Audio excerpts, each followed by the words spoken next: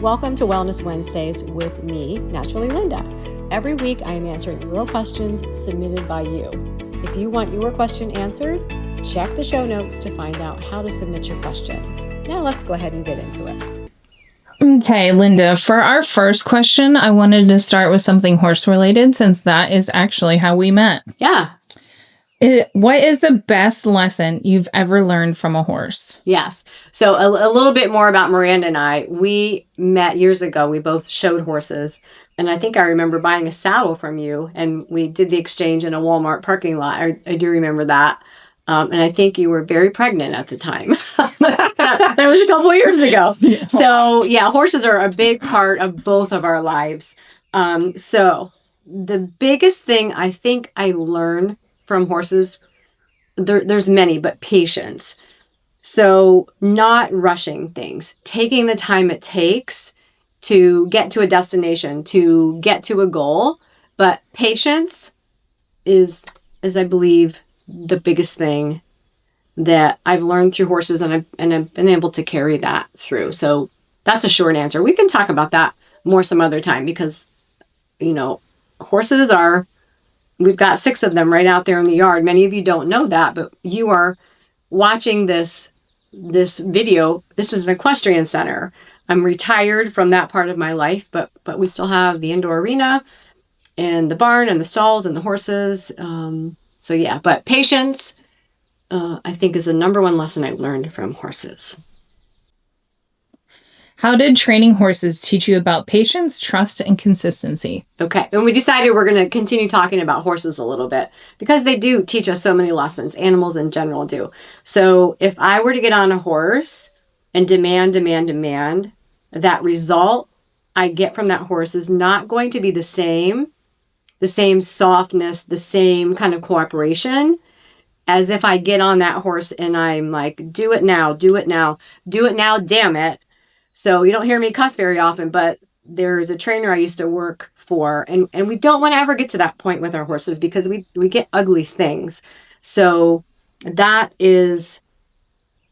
where that patient tied in. Yeah, and trusting.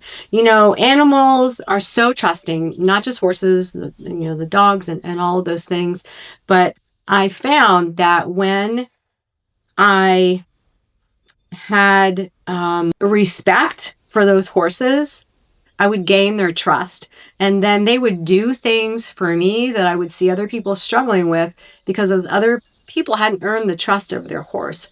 So I think it just allows us to get along further. When we learn that patience, we learn that, trust. And the same for me, when I'm working with a person, or vice versa. I want to earn that person's trust, and I want them to be able to earn my trust. And I think that just helps with communication and relationships. When you're riding a horse, you're creating a relationship.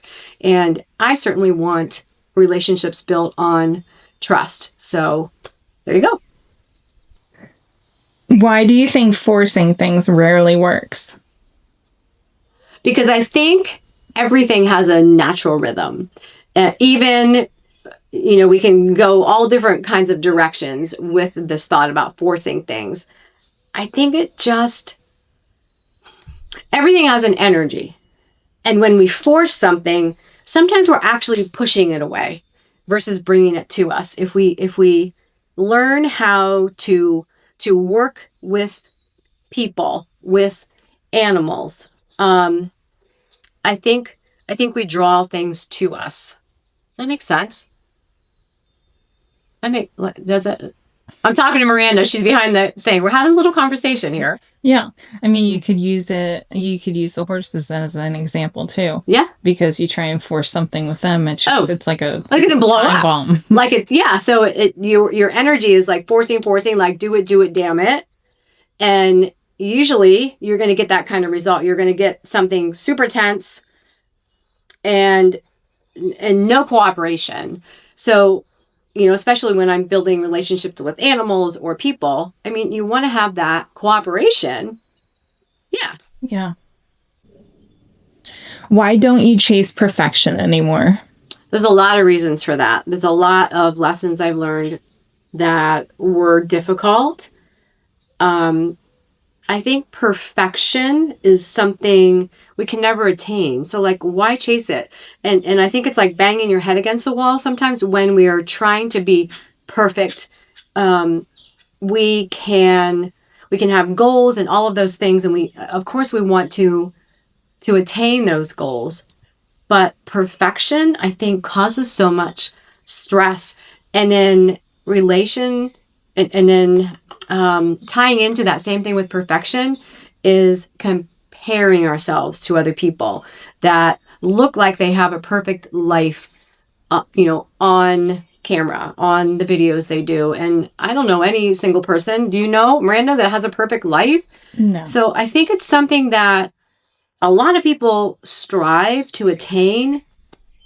And I think it just causes so much stress in their life, in their body, in their mind.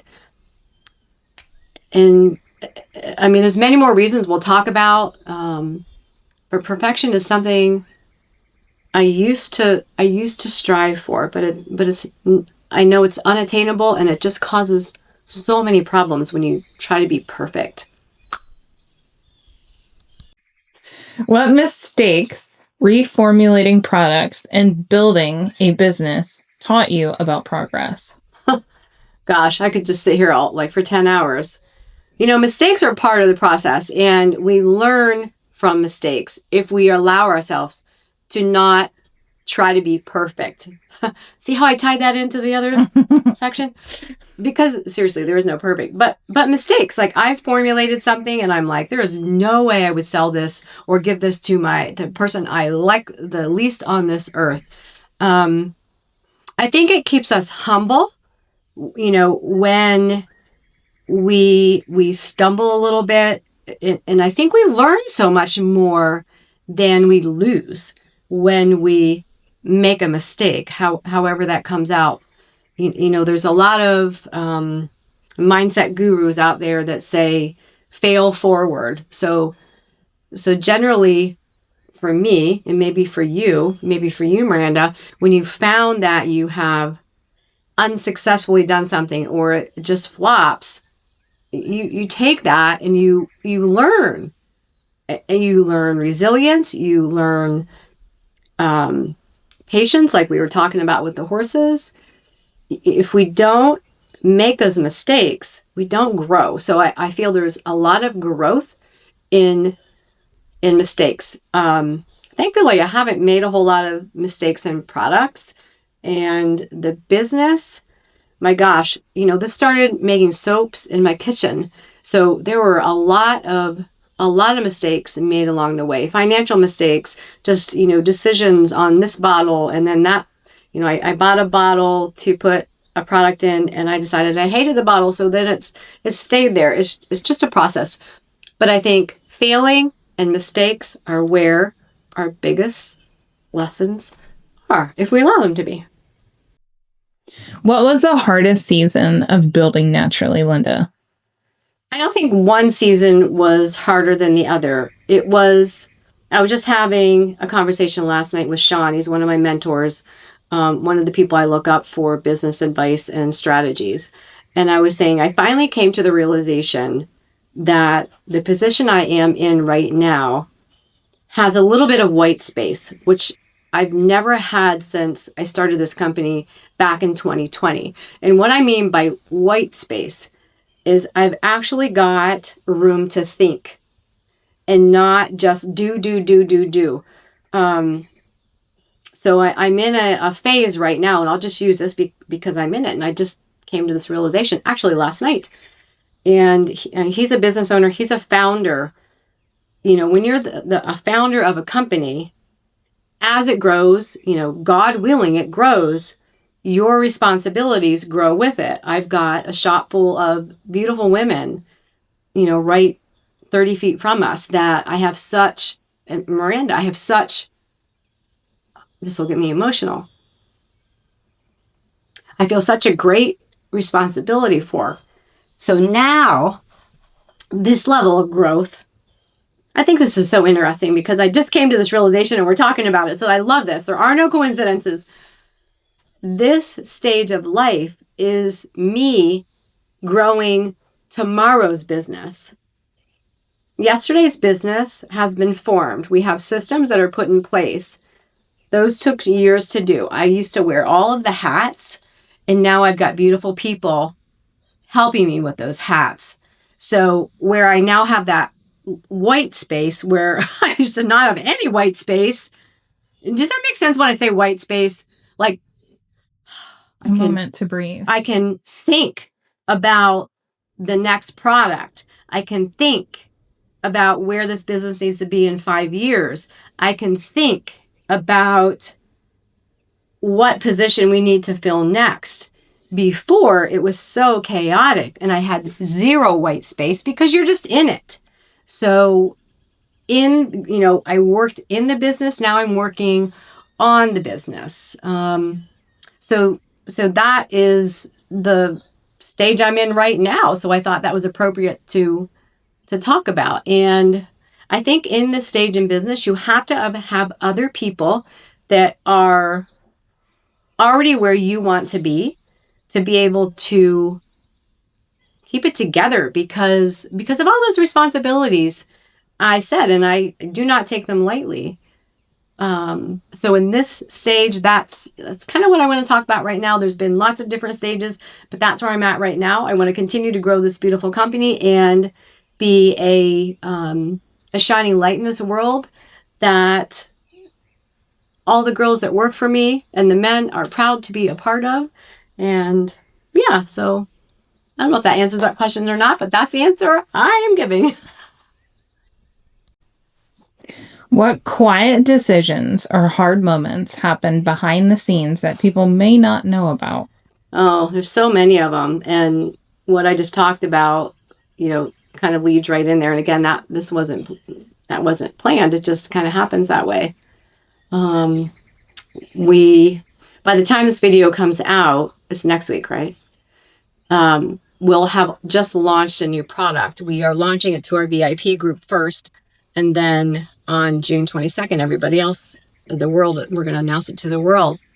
So that product happened in those quiet moments in my head, putting the herbs together, the oils together, the butters together, the percentages together. Everyone sees hopefully the beautiful product that we present, but all the hours and the thought behind those products. That's one thing I'm thinking about. Like I'm just going to use Miranda, for example.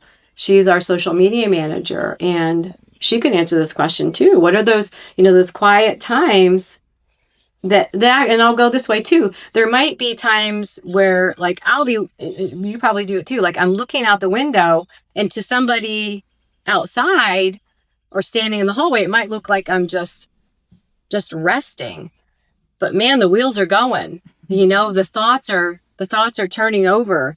The little tiny decisions that move the needle forward are happening.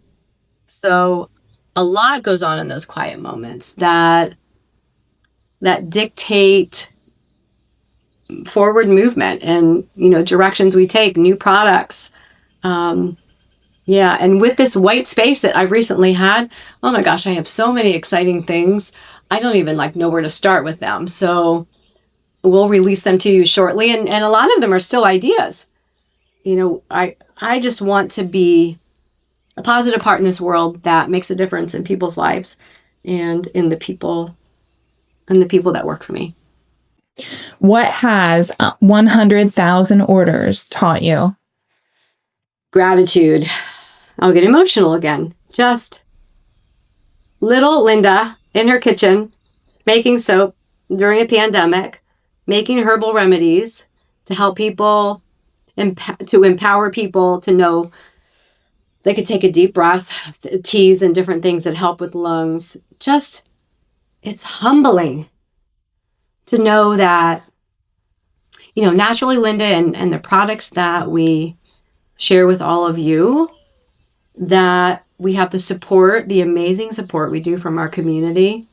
So it's it teaches me to continue to be humble, to be grateful, and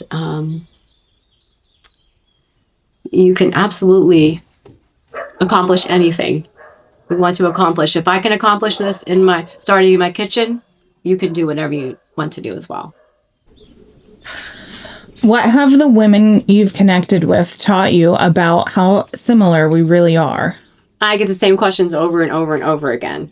So, and that's how our new product that I just formulated and we're releasing came about, because actually I've had hundreds of conversations with women. A lot of women will come up to me if I'm at an event and almost like whisper a problem because they feel embarrassed about it. Although thousands upon thousands of other women also struggle with that same issue. So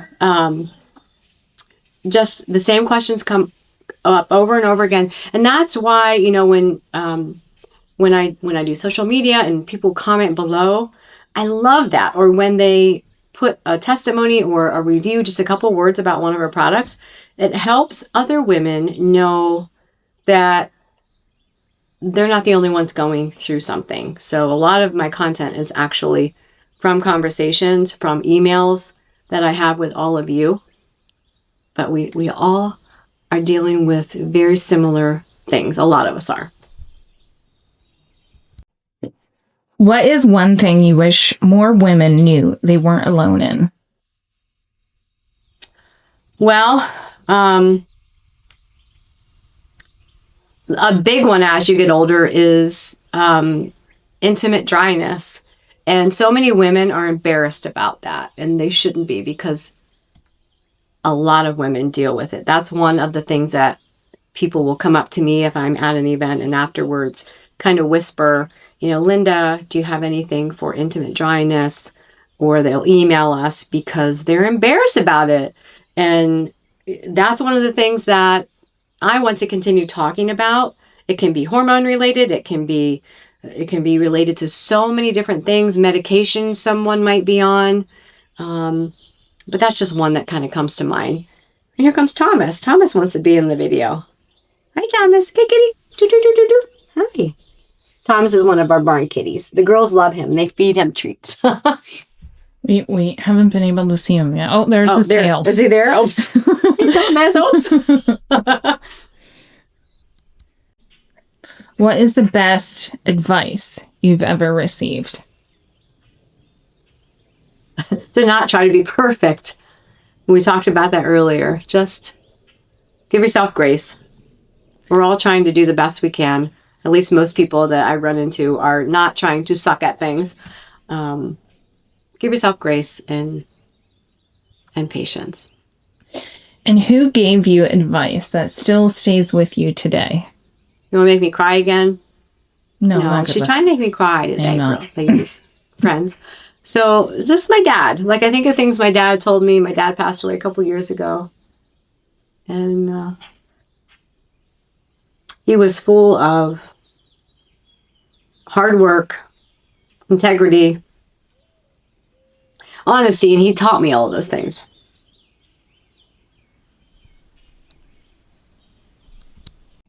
What piece of wisdom would you pass along to someone else right now? But she's making me stretch, friends. Wisdom. Sometimes you need to be selfish for yourself. If there's something you truly don't want to do, I don't think integrity is the right word, but you have to have integrity for yourself. So learn what lights you up, learn what brings you down, and really start to tune into your intuition. So that might sound kind of strange, to be a little more selfish, because you know what? We only get so much time on this earth. And if we aren't doing things that we feel good about, I think it just really takes away from that time. So that's my very quick answer. We could talk about that more. This next question is a personal one, but I think it's also one that can speak to anyone who has walked through something hard and had to rebuild in some way. Linda, what was it like the day your house burned down? So the tears come because of the gratitude, not because of what we lost. I am just, and that might sound so strange to people, like, oh, she lost her house. They lost their house. Why aren't they tears of sadness? Because that whole situation taught Ken and myself so very much. I think if we would have lost living, like our dogs, or Ken would have been hurt, that would be a whole different story. I'd look at it differently. But I'm just filled with gratitude because of many things. I'll name just a couple. July 15th, 2024, our house got hit by lightning 2 times. I was halfway across the country at a Barbara O'Neill event in St. Paul with her daughter Emma. My husband was home taking care of the critters, and he called me. I can still hear his voice. But one of the first things he said was, "Corey and I got the dogs out." So I knew it was going to be okay, even though it was hard. It was really hard. We're sitting in front of our beautiful new house, which is our dream house. We loved our former house, which was approximately 200 years old. It was a beautiful old farmhouse, which we had lovingly restored over the years. We still had so much more we wanted, but like I think back to that, and it's created so much resilience in Ken and myself, and we rely so much more on God now, because if I wouldn't have had God, I wouldn't have gotten through that. And I know Ken wouldn't have either. So it taught such resilience. And again, it's just that gratitude. I'm so grateful to be sitting in front of this beautiful house that for some reason God thought we needed. And I'm trying to just get my emotions together here. Ask me another question. And like that kind of feeds off of this, if you can think of something while I'm gathering my composure. How did losing your home change the way you look at what really matters? Oh, yeah. It's like material things. They matter, but they don't matter. I mean, we worked so hard on that farmhouse to make it beautiful. We had just put new windows in. We had just put a new kitchen in. We had just put a new bathroom in upstairs. And so it just, I don't know. I'm just grateful to be here. Would I wish it never had happened? Yeah, of course. But God has a reason in everything. And that's something that we've learned. God has a plan. We might not be able to see that plan in its fullness. But again, when I take confidence that God's got this, it just creates that resilience I talked about. So I don't know if that answered your question or not, but yeah, it's very emotional, lots of gratitude. Yeah. If someone listening is in their own season of loss or starting over, what would you want them to hear? There is a lesson in everything, and some lessons are incredibly hard. I think to people that have lost a child, I don't know how you get through that, but I'm just talking about a situation, similar to mine. If I didn't have God to walk with, we would have gotten through it, but I think there would have been a lot of anger, and not the peace I feel. And again, it sounds weird to people. I remember when I would say, "Hey, we had a house fire," and they'd immediately go, "Oh my gosh, I'm so sorry." I would have to condole them. I'm like, no, it's okay. Like, God has a plan. We're good. The dogs are good. Ken is good. I am good. We are good. And they would look at me I talked about this a while ago in kind of in disbelief, but I really had a peace about it to know that we were going to be okay.